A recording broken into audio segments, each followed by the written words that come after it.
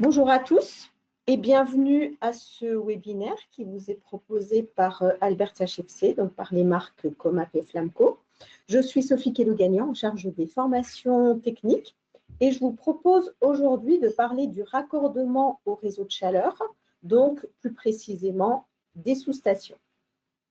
Alors, dans ce webinaire, nous allons parler tout d'abord en introduction des blocs fonctionnels dont j'ai déjà parlé, de l'adaptation à l'ouvrage. Ensuite, on parlera du raccordement au réseau de chaleur avec les grands principes, les composants d'une sous-station, les points clés de conception et ensuite, je ferai le focus sur un projet pour vous montrer un peu notre expertise. Et on terminera par une conclusion.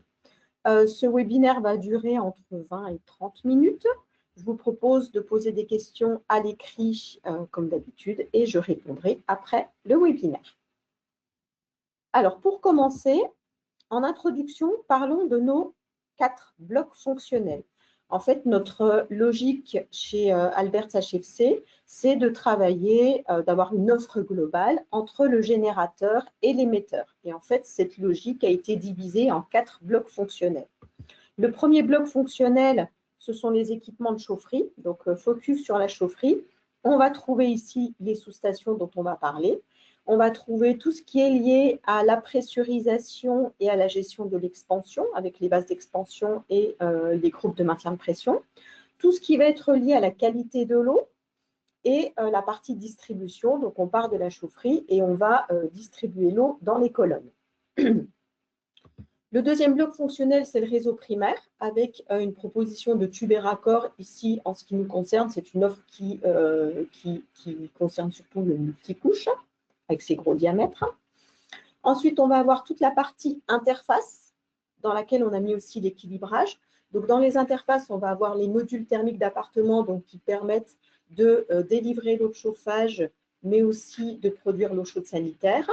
On a aussi les CIC, donc là, on s'occupe uniquement de la distribution de l'eau de chauffage et une gamme de vannes d'équilibrage qui inclut également une vanne ACS pour le bouclage sanitaire. Et ensuite, pour terminer, le quatrième bloc qui est le réseau secondaire, avec là aussi une offre de tubes et de raccords, toujours le multicouche, mais aussi du PER et du PERT. On va avoir tout ce qui est lié au contrôle des radiateurs. Et en termes d'émetteurs, nous proposons le plancher chauffant et rafraîchissant. Tout ça avec également un support technique et du service, notamment pour calculer les équipements, pour calculer les réseaux avec les modules thermiques d'appartement et un service autour des mises en service, autour des diagnostics et éventuellement du remontage, de la réparation d'appareils. Ces blocs fonctionnels, eh bien, en fait, si on veut les agencer correctement et donc déterminer le réseau dont on a besoin, il faut s'intéresser à l'ouvrage. Et en fait, globalement, ici, on va parler de sous-stations. Donc, les sous-stations peuvent être utilisées, peuvent être mises en place dans toutes les typologies d'ouvrages, puisqu'on est au niveau de la chaufferie. C'est ce dont on va parler tout de suite. Alors, le raccordement au réseau de chaleur. Commençons tout d'abord par les grands principes. Un réseau de chaleur, qu'est-ce que c'est? En fait, on va avoir donc une production centralisée d'eau de chauffage ou d'eau froide pour la climatisation. Ensuite, c'est donc un générateur qui est centralisé. Ça peut être de la biomasse, ça peut être même de l'incinération de déchets qui peut permettre derrière de fournir un réseau de chaleur. En fait, derrière, on va avoir donc des canalisations en sous-sol qui vont, avec de l'eau, qui vont transporter, qui vont diffuser cette chaleur jusqu'au point de consommation. On est en général au niveau d'un quartier, l'échelle étant le quartier. On peut produire, l'objectif c'est de produire de l'eau de chauffage et de l'eau chaude sanitaire au niveau des points de consommation. Le fluide caloporteur au niveau du réseau primaire, donc du réseau de chaleur, ça va être de l'eau, ça peut être de l'eau surchauffée, ça peut être aussi de la vapeur, c'est ce qu'on a par exemple dans le réseau CPCU à Paris. Donc au niveau du point de livraison, c'est là où on va avoir des sous-stations, qui vont permettre d'alimenter les points de consommation. Et en fait, la sous-station, c'est ni plus ni moins que l'interface entre le réseau de chaleur, c'est-à-dire le primaire, et le réseau du bâtiment, c'est-à-dire le secondaire, avec une pièce maîtresse qui va être l'échangeur de chaleur. Cet échangeur de chaleur va prendre la chaleur du réseau urbain pour la transmettre au réseau du bâtiment. Réseau urbain, c'est le primaire, réseau du bâtiment, c'est le secondaire. Je précise parce que je vais parler de réseau primaire et de réseau secondaire. La sous-station va permettre d'assurer donc le transfert d'énergie entre le primaire et le secondaire, la séparation hydraulique entre les deux. Il n'y a aucun mélange d'eau. L'eau du primaire ne se mélange jamais à l'eau du secondaire. C'est des réseaux bien distincts. La régulation, on va réguler une température, des températures notamment, et le comptage énergétique qui permet derrière la facturation. Regardons maintenant de plus près les sous-stations. Alors, il existe différentes sous-stations. Je vais vous en montrer deux, voire une troisième. Et on va voir un peu quels sont les composants de la sous-station. Ces composants sont définis, éventuellement par nous qui fabriquons, mais aussi surtout par le client qui va vouloir un certain nombre de composants, d'équipements dans sa sous-station. Donc, par exemple, sur la sous-station que vous avez ici à l'écran, les pièces maîtresses, les échangeurs. Donc, ici, on a une sous-station qui va permettre de produire de l'eau de chauffage, donc un échangeur de chaleur chauffage, et un échangeur pour l'eau chaude sanitaire, puisqu'on va là aussi produire de l'eau chaude sanitaire pour le bâtiment.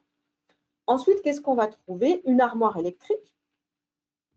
On va trouver tout ce qui va être raccordement au réseau, primaire et secondaire. Donc, le raccordement, ici, il est sur le haut, il va pouvoir être ailleurs, c'est à définir avec le client. Au niveau des raccordements, on va trouver des vannes d'isolation. En l'occurrence, ici, ce sont des vannes papillons. On va trouver un ou plusieurs filtres à tamis. On va trouver un compteur d'énergie, dans le cas présent avec une connectivité Modbus. On va trouver un ensemble de thermomètres, de manomètres que vous pouvez voir un peu partout dans la sous-station, mais aussi une sonde de température. On va trouver une vanne de vidange. On va trouver un thermostat de sécurité. On va trouver un purgeur d'air, ici un flex-vent, et des vannes de régulation indépendantes de la pression. Là, on en a une aussi un peu sur le haut de la sous-station. Et également des pieds de réglage. Les pieds de réglage vont avoir leur importance pour mettre la sous-station de niveau là où elle va être installée. Donc voilà, par exemple, un premier cas de sous-station avec les différents équipements qu'on va trouver dessus. Un deuxième exemple de sous-station, ici à partir d'une photo, c'est une sous-station, vous pouvez voir qu'elle est plus petite, mais on va voir encore d'autres équipements. Vous allez retrouver l'échangeur de chaleur, qui est ici un échangeur pour le chauffage. On va retrouver au-dessus l'armoire électrique. On va trouver ici des vannes à boisseau sphérique, donc ce sont les vannes d'isolation. Et donc la partie supérieure également, on a toute la partie raccordement primaire et secondaire. C'est pourquoi vous trouvez des vannes à boisseau sphérique. Ce qui est intéressant ici, c'est que ces vannes, elles ont des coques d'isolation. Donc, c'est une sous-station qui va être complètement isolée. Donc, des coques d'isolation pour ces points singuliers que sont les vannes, mais aussi un filtre à tamis avec une coque d'isolation. Donc, on a vraiment des coques qui sont adaptées aux différents équipements. Les tubes sont calorifugés. On va trouver également le compteur d'énergie. Donc, vous voyez sur la partie haute l'intégrateur et sur la partie basse, vous voyez le débitmètre. On va avoir également une soupape de sécurité dont l'évacuation est ramenée au sol. Vous voyez un tube noir qui descend vers le sol. Donc, l'évacuation de la soupape est ramenée vers le sol. De même que l'évacuation du filtre est ramenée vers le sol. Ensuite, qu'est-ce qu'on a d'autre? Sur la droite, vous avez les thermomètres, manomètres. On va trouver également ici une mesure de delta P et vanne de vidange également sur la partie basse. C'est une vanne KFE et un châssis pour porter tout cet équipement qui est équipé de niveaux. D'accord? Et vous voyez en dessous, ce sont les cales qui sont utilisées pour le transport. Et en fait, une fois que la sous-station sera installée, on va lui mettre donc des pieds de réglage. On va la mettre de niveau. Et comme je vous disais, c'est relativement important dans le sens où, par exemple, si on est en rénovation, on va enlever une chaudière et installer une sous-station. Le socle de la chaudière n'a pas forcément les dimensions adéquates pour installer la sous-station. Donc, on va avoir des pieds de réglage qui vont permettre de s'adapter à tous les types de sol et de mettre notre installation de niveau, notre sous-station de niveau. Donc, voilà un deuxième exemple ici de sous-station pour vous montrer que les équipements, alors vous retrouvez un peu toutes les mêmes, certains équipements qui sont identiques d'une sous-station à l'autre, mais il y a pas mal d'options en fait. Et ça, c'est à définir avec en fait le client, qu'est-ce qu'il veut avoir dans sa sous-station. Et nous, fabricants, nous allons nous adapter pour fabriquer la sous-station qui lui convient. Un autre élément qui est important, ici vous avez un troisième exemple de sous-station que je ne vais pas détailler puisqu'on a vu la majeure partie des équipements. Néanmoins, ce qui est intéressant ici, c'est que vous voyez un local et surtout vous voyez des modules. C'est une sous-station qui est divisée ici en 3 modules. Donc on va pouvoir, il y a une modularité qui est très intéressante puisqu'on va pouvoir s'adapter au niveau du transport et au niveau du local. À travers ces modules, on va pouvoir complètement agencer la sous-station en fonction du local. Donc ici, on a des modules, des équipements qu'on n'avait pas encore vus, ce sont les circulateurs qui peuvent être intégrés à la sous-station et aussi des collecteurs de distribution. Tout ça, ça peut être également intégré. Ici, dans ce cas de figure, l'échangeur de chaleur est sous l'avant. C'est ce bloc blanc que vous voyez devant. À l'arrière, vous pouvez voir un ballon et l'armoire électrique qui était déjà existant. Parlons maintenant des points clés de conception.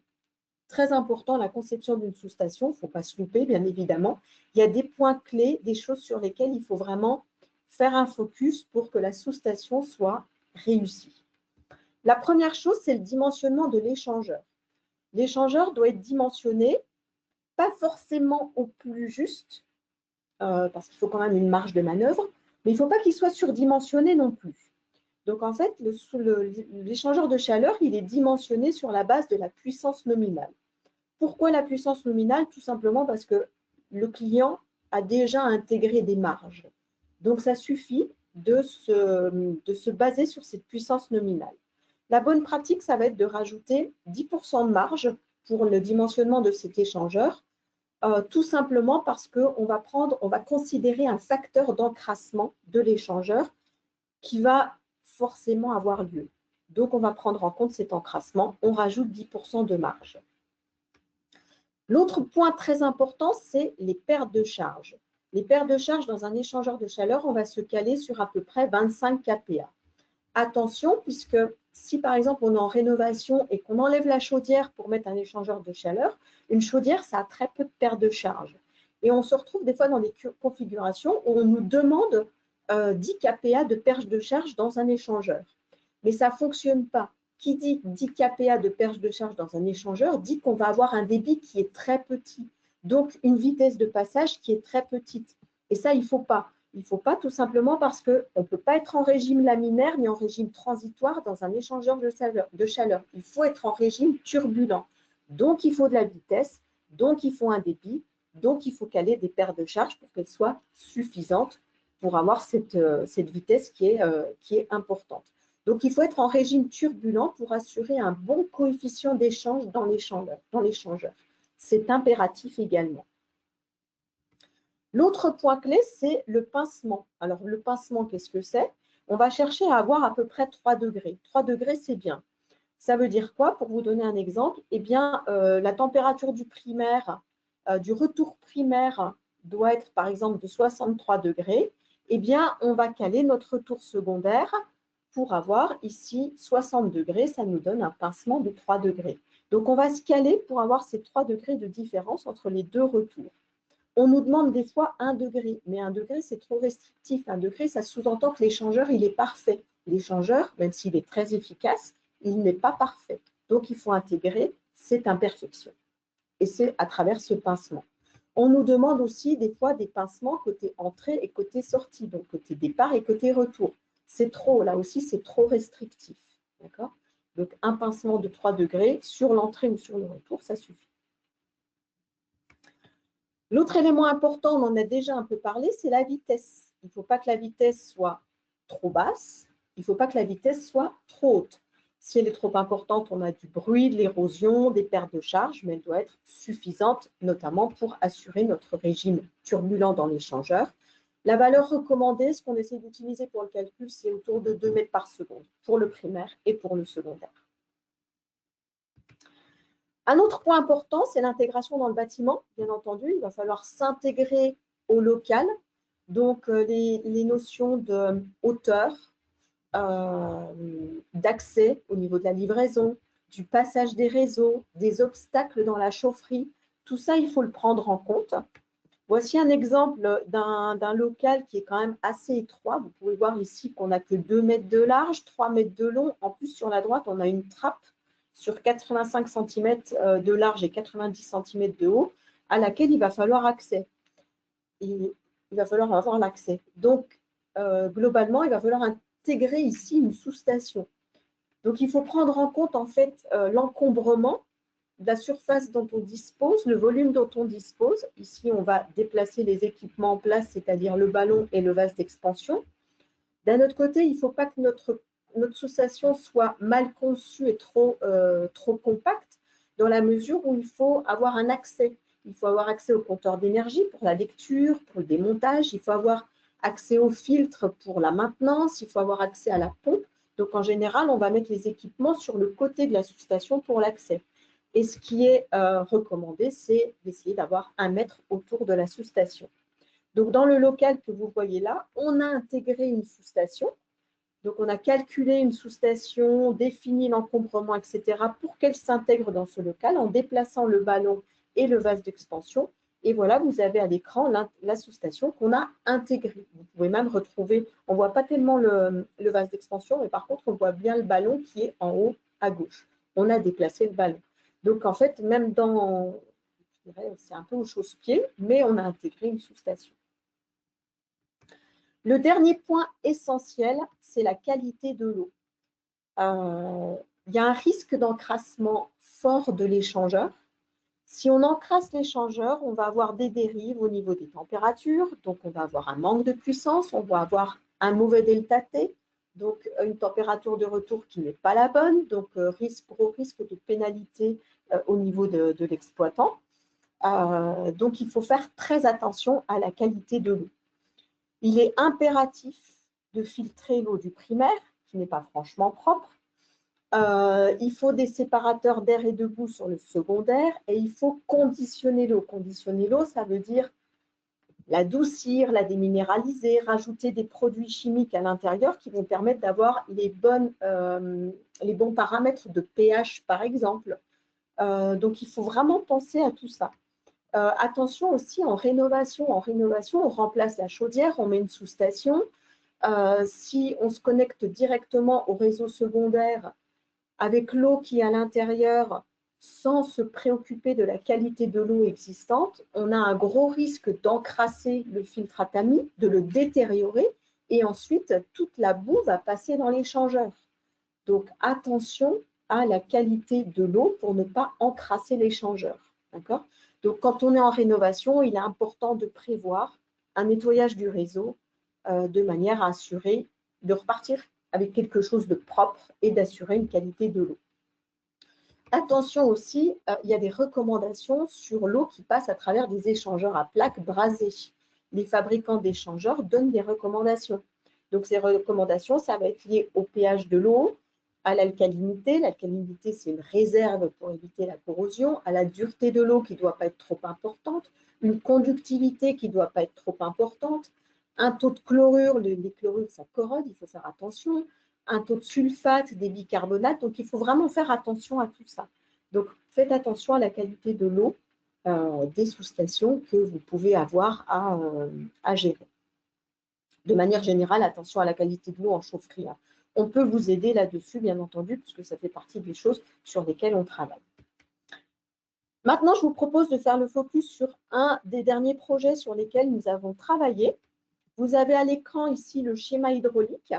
Donc, en fait, ce schéma hydraulique, on peut le proposer nous-mêmes. Il peut être fourni par le client. C'est un schéma qui va être en fait imprimé et fixé sur l'armoire électrique.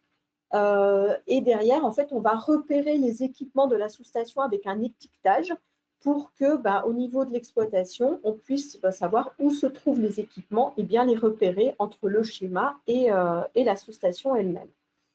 Dans ce cas de figure, c'était un schéma hydraulique pour une sous-station qui permet de faire du chauffage et de l'eau chaude sanitaire, 1200 kW pour la puissance échangeur chauffage, 500 kW pour la puissance de l'échangeur ECS.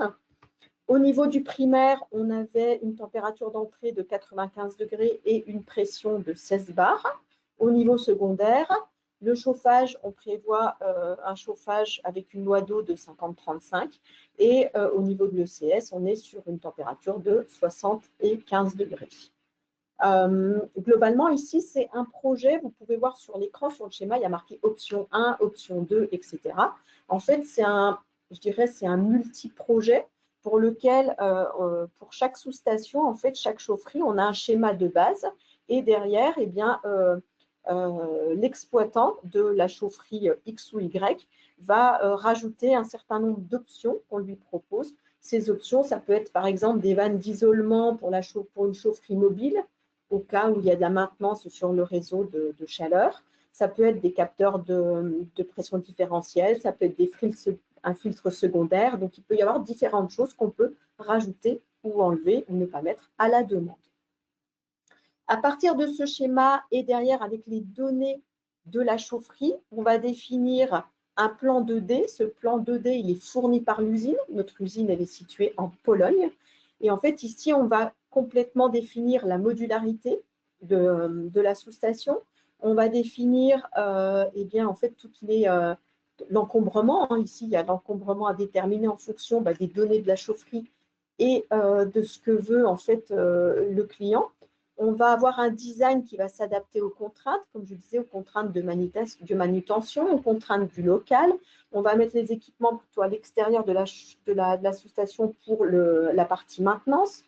En fonction de l'emplacement définitif aussi, il peut y avoir des obstacles. Par exemple, je ne sais plus si c'est cette chaufferie, cette sous-station ou une autre, on a eu un pilier en plein milieu de la sous-station. Donc, le pilier peut être utilisé pour poser l'armoire électrique, mais il est à prendre en compte pour comment on va agencer la sous-station autour de ce pilier. Donc, tout ça, ce sont des contraintes d'encombrement qu'il faut qu'on prenne en compte.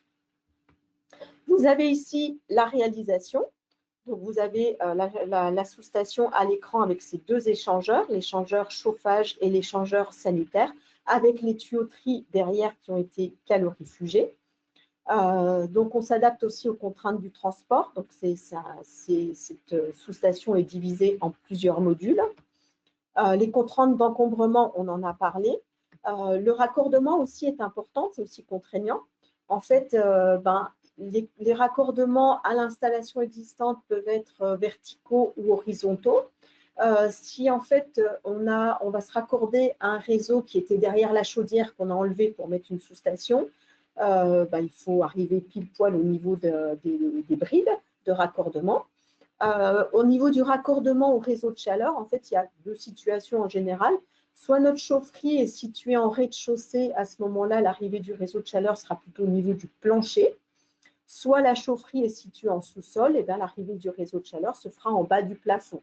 Donc, ce qui définit un raccordement qui peut être notamment en point haut. Donc, voilà ici. Et attention, oui, chose que je n'ai pas mentionnée, en ce qui nous concerne, en ce qui concerne les sous-stations que nous fabriquons, l'échangeur est systématiquement calorifugé. Donc, au moins, alors soit il est calorifugé, soit on livre l'échangeur avec la coque d'isolation à côté pour qu'elle soit protégée pendant le transport, mais on a toujours des échangeurs qui sont calorifugés. Donc, voilà globalement une des dernières, donc le projet dont je viens de vous parler, avec la sous-station qui a été proposée. Un des gros bénéfices des sous-stations, c'est la préfabrication. Donc, dans les différents bénéfices, on va avoir la rapidité de construction, le fait que c'est préfabriqué hors site, tout est préfabriqué en usine. Donc, ça veut dire que d'un côté, on peut, si on est sur une nouvelle chaufferie, on peut avoir la fabrication, le montage de la chaufferie d'un côté et le montage de la sous-station qui se fait donc en usine, donc hors site de construction. On va éliminer tout ce qui est erreur d'installation. On va travailler sur l'intégration du système à la chaufferie. Tous les équipements, la sous-station va être testée en usine à 100%. Ça permet de réduire les temps de mise en service. Ça va permettre de réduire fortement les problèmes d'installation puisque tout aura été prévu avant. Il y a un gain d'espace qui est monumental. On s'arrange pour faire des sous-stations qui sont compactes.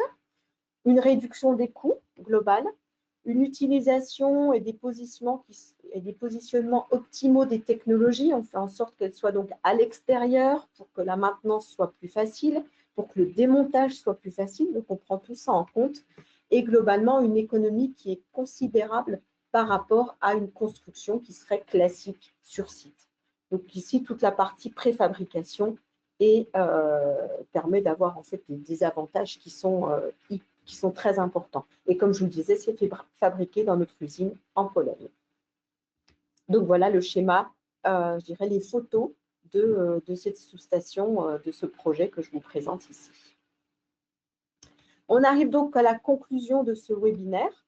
En conclusion, je dirais que les réseaux de chaleur se développent en France et en Europe, hein, toujours. Donc les sous-stations, ça se développe également.